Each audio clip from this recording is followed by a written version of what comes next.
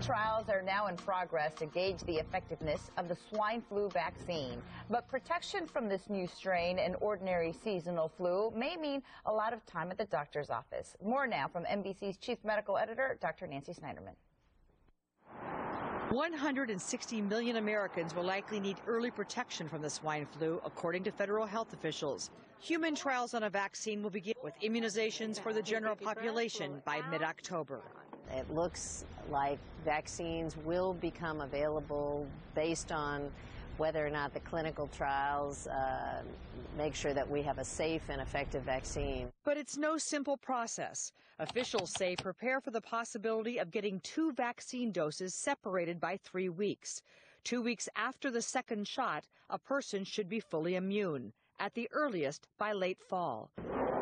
This does not include the seasonal flu vaccine, yet another shot. Most at risk? Healthcare workers, pregnant women, caregivers, children and young adults up to 24 years of age, and seniors in poor health. Today's message underscores that swine flu is different from seasonal flu, which primarily strikes old people and the infirmed. The average age of swine flu infection is 19. As for federal guidelines for closing schools, it's not going to be a one-size-fits-all, which is the reason why we stress very clearly that even though there can be broad general guidelines, the decision regarding schools must be made at the local level. And that brings us to why do we get the flu in the first place and how can we prevent this illness? Here to keep us healthy is Dr. Mikell Parsons with the Natural Path Health Center. Thanks for being here, Doctor. Once again, it's good to see you. Good to see you. All right, let's talk about the flu. Everybody seems to be getting it, and it comes kind of in seasons. Why in the world do we get it in the first place? Whenever anyone gets sick, it doesn't matter if it's a cold, if it's influenza, whatever it is, that's a sign that your immune system has been suppressed. We're surrounded by bugs. We are in a buggy environment. We don't live in a sterile world.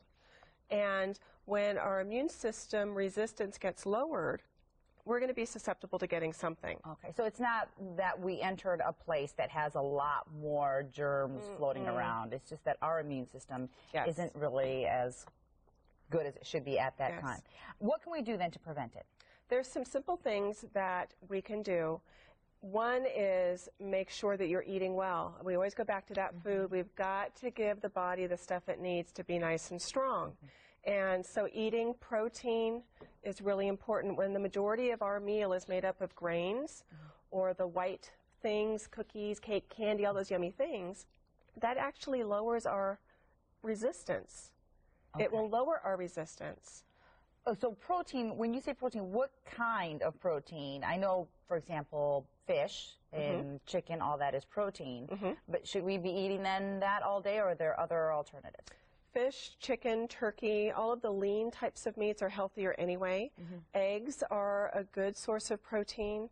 When it comes to colds and flus, there tends to be more goo produced at times, and so the dairy things are things that you would maybe want to avoid because that automatically produces more mucus, more goo in the throat. That stuff. So our grandmas were right then when they said don't drink milk if you have a sore throat or you're feeling a little sick. Right. Oh, interesting.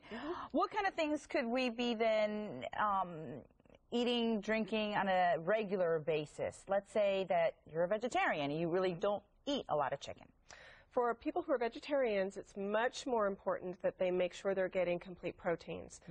Organic tofu, organic soy, and I emphasize organic, and that's a whole other topic for another day, but that has almost all of the complete amino acids. It's a little bit low in methionine, but you want to also have a grain like quinoa, which is a complete amino acid grain. So you got to get those amino acids in, which represents the protein. But the other thing that we want to do, not only with our food and eating those good veggies, not eating a lot of the sugar, not drinking the sodas to just flood the system with sugar, is to do something like vitamin C. Vitamin C is something that we should be taking every day because we aren't eating well balanced and our stress is up, which means our vitamin C levels are down. Gotcha. Is that what you brought with you today? This is one of the things that I brought. So with kids getting ready to go into school, you know, it's not just about washing your hands and staying away from sick people. You know, we aren't going to live in our house and never go out again. So a product like this is one that is kid-friendly. So this is a vitamin C tablet that is chewable. Oh. And Can I ask? Absolutely. Well, of course, you're the biggest kid here, right? That's for sure. So this is a vitamin C that a lot of kids like because it tastes like the sweet tarts. Remember those when you were growing up? I love the chewy ones. That's Exactly. kind of what it is. Yeah. So this is 500 milligrams of vitamin C. You don't want to wait and start taking vitamin C when you think you're getting sick. Okay. Let's not get sick. Gotcha. Okay, so doing things like this. When you think you might be getting a sore throat, something like a zinc lozenge is really important. Zinc in the form of a lozenge that you suck on, when you swallow, that zinc gets washed to the back of the throat. It attaches to the virus, and they can't replicate. So you aren't going to make viral babies in the back of your throat. How cool is that? Very cool. You like that?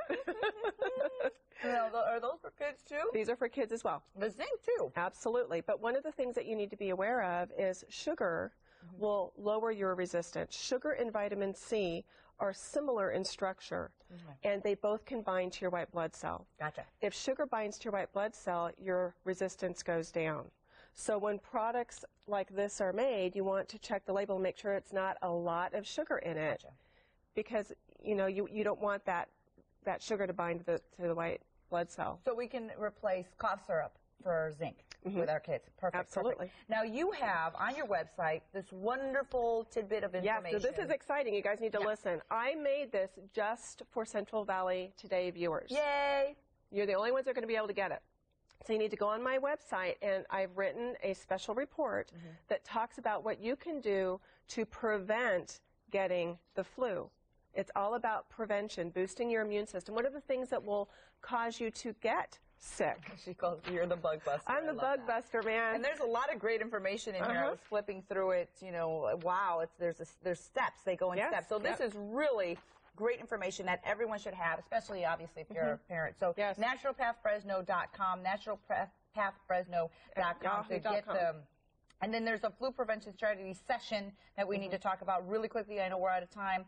It's usually $50, but how much is it now? Because you always give us great specials. Well, normally it's $65 for 30 minutes. We're doing it for $50. Awesome. So if you want a whole strategy session on what do I need to do to set my family up to sail through the flu season, that's something that we can do. Okay, so contact Dr. Parsons at the Natural Path Health Center, 745 East Locust Avenue. That is Suite 101. 447 110. 110.